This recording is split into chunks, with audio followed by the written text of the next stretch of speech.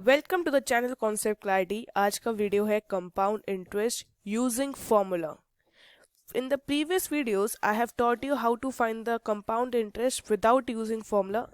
So this is the compound interest using formula part 1. I request you to please watch the previous video so that you understand what is compound interest and how we calculate without formula.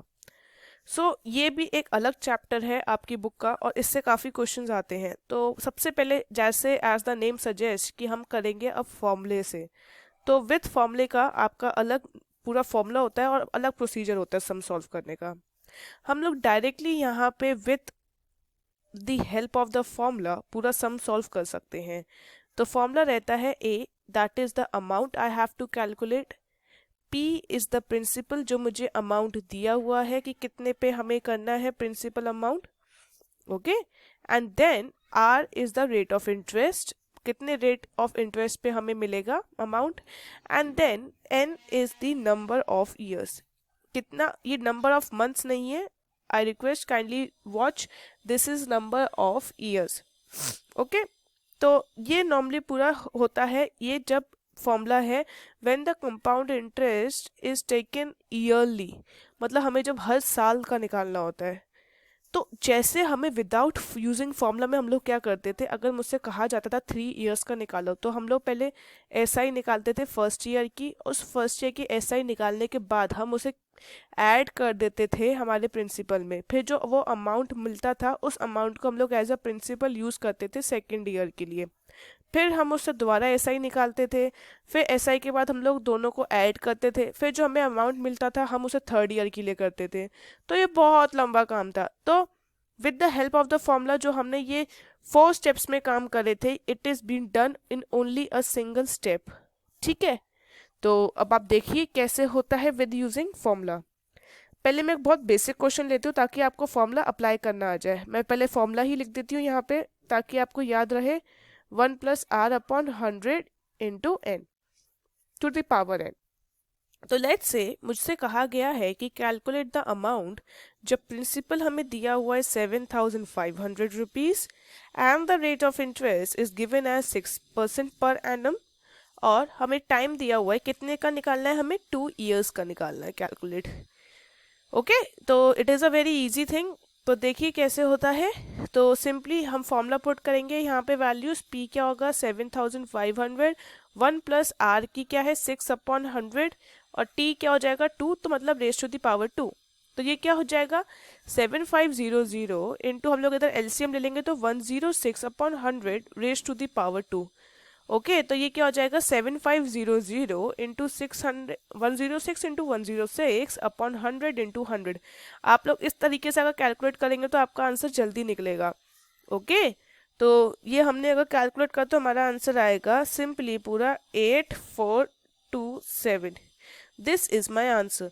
तो हमें amount directly मिल चुका है। आप देख सकते हैं एक step के अंदर हमें अमाउंट मिल गया। The amount is given as this.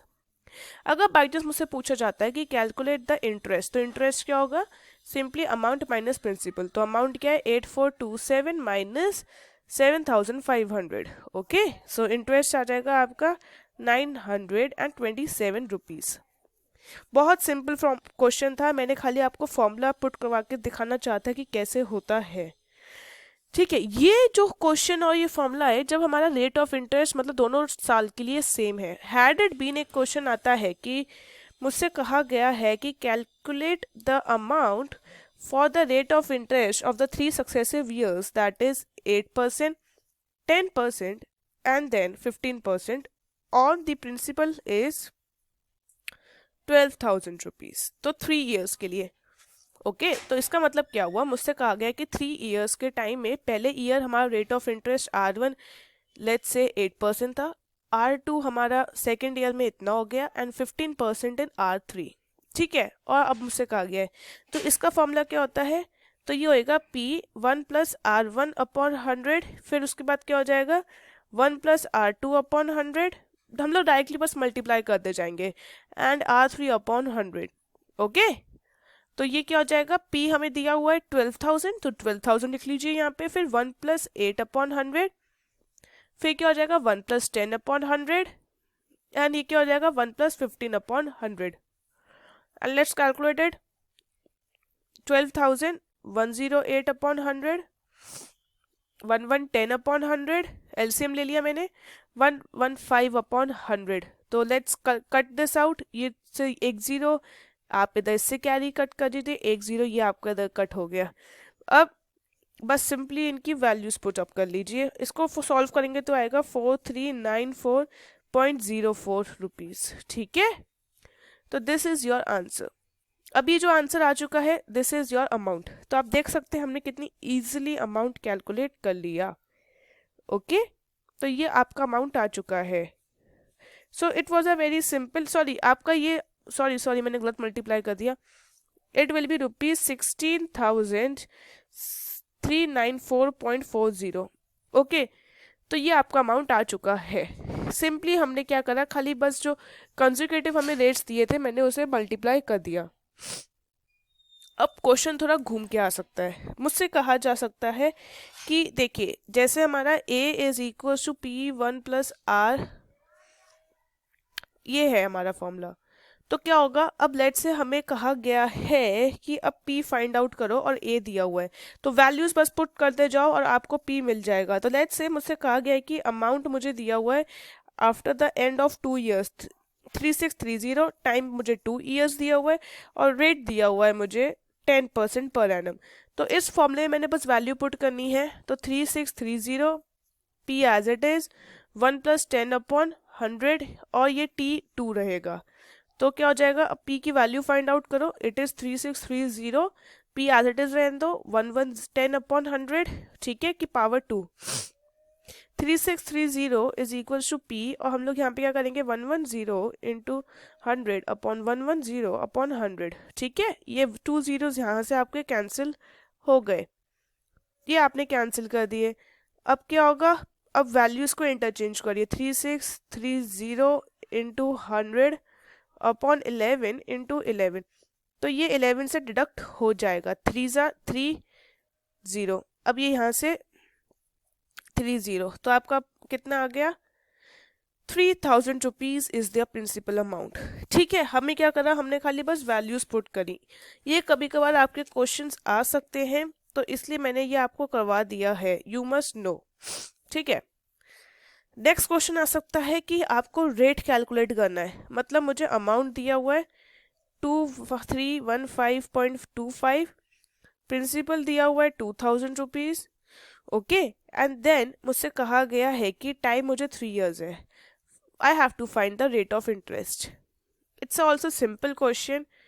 हम क्या करेंगे, अब फिर से अपना फॉर्मूला पुट करेंगे, A is equal to P plus R upon 100 into power n।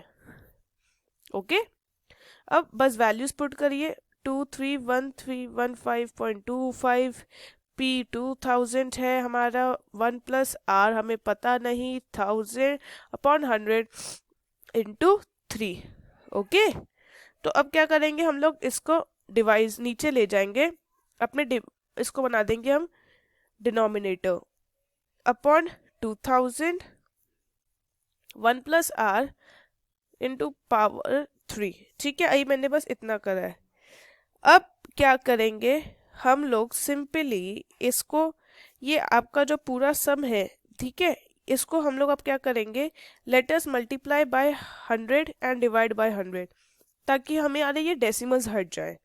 तो मैंने डेसिमल हटाने के लिए डिवाइड बाय 100 और मल्टीप्लाई बाय 100 कर दिया, तो ये आ गया ऐसे, और ये 2000 और 100 के 2 zeros। ओके, अब इसको देखिए, तो ये कितना हो गया, अब इसको थोड़ा पहले हम लोग डिडक्ट कर देंगे, रिड्यूस कर देते हैं, 5 से रिड्यूस हो जाएगा, so this comes out to be 2961 upon 8000। मैंने और रिड्यूस फर्दर कर दिया।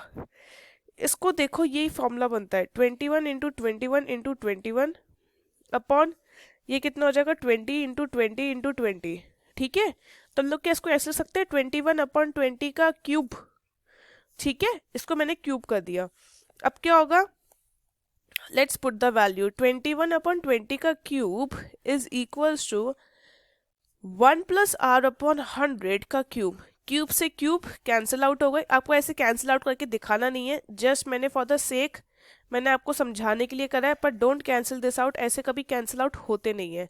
ओके, तो बस आप ऐसे लिख दीजिए और फिर लिख दीजिए taking cube root on both side, ऐसे लिख दीजिए taking cube root on both sides, both the sides. तो ये क्या हो जाएगा 21/20 is equal to 1 plus R upon 100। तो ये माइनस होगा, इधर का माइनस ले आए हम लोग आर अपॉन 100। ओके, तो ये क्या हो जाएगा -20/20 आर अपॉन 100। एक एक कैंसिल आउट हो गया, 0 से 0।